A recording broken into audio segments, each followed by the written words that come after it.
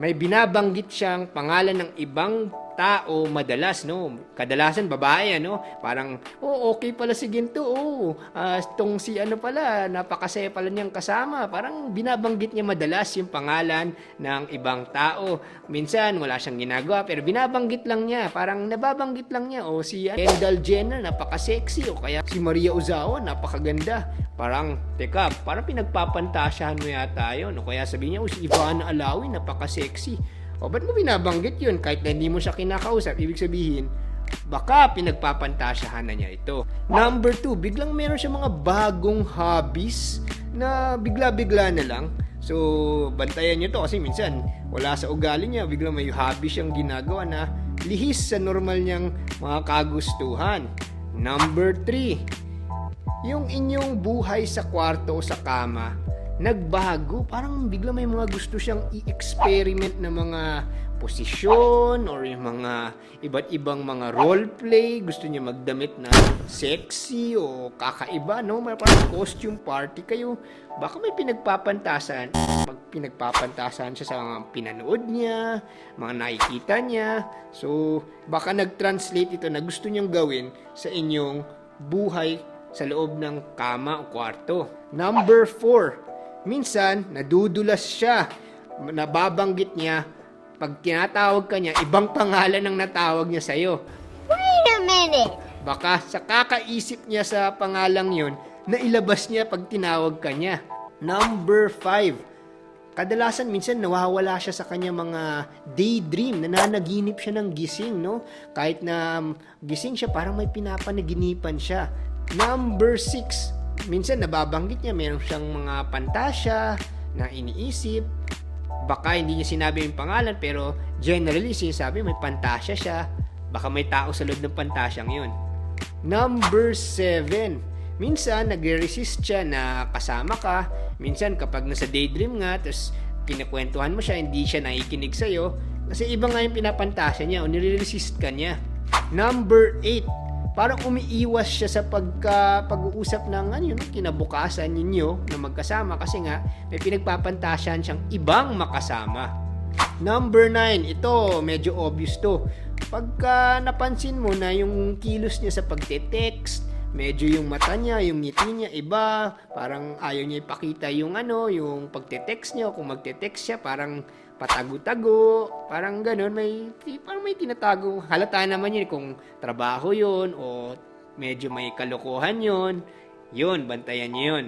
Number 10, gusto niya mag-hangout kasama ang ibang tao mas madalas. Minsan kape-kape lang o inom-inom lang. Yun pala kasama dun sa pakape-kape na yun o inom-inom na yun, yung taong pinagpapantasyahan niya. Kadalasan dun kala mo hindi niya pagpapantasyahan kasi pwedeng kaibigan lang, o pwedeng barkada, o pwedeng shota ng barkada. Yan ang madalas, shota ng barkada.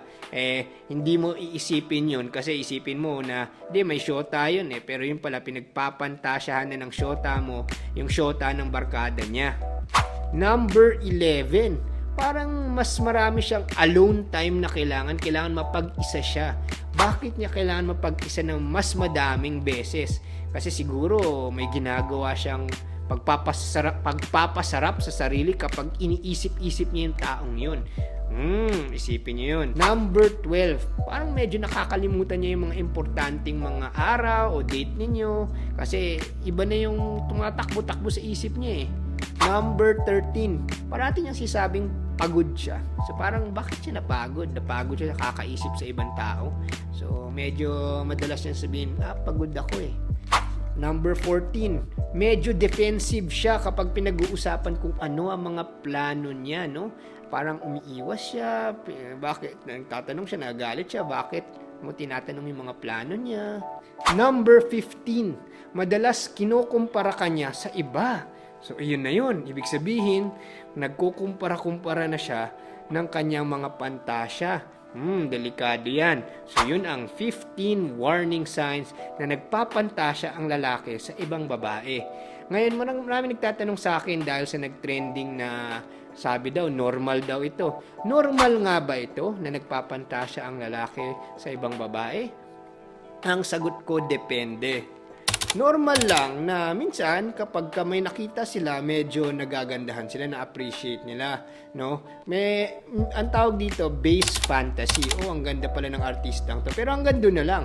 Pero ang malala, at dapat yung bantayan, ay yung pagnanasa na sobra-sobra, yung tipong nababaliw na siya. Iba yon, no? Kamanyakan yun. Ibig sabihin, hindi na normal yon. Ibig sabihin nun, may sakit na siya sa kanyang ulo na parang yung libido niya masyadong tinitake over ang kanyang tamang pag-iisip, no? So kadalasan dito mga lalaking siguro mga bata pa kasi masyado pang malakas yung kanilang libido, no? So yun ang normal at hindi normal. Yung normal in-appreciate lang, okay, maganda siya, magaling siyang artista o TikToker or sa Instagram, pero pagkatapos noon hindi na niya pinansin.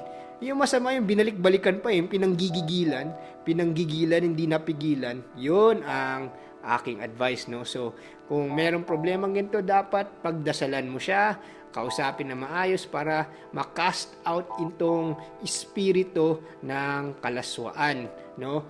Kasi isa nitong kasalanan, no? Thou shall not covet another person's wife. Thou shall not desire, no? So, yun ang ibig sabihin nun, no? Once again, ako nga pala si Engineer Morgan Sai, ang inyong coach ng bayan. Ng bayan.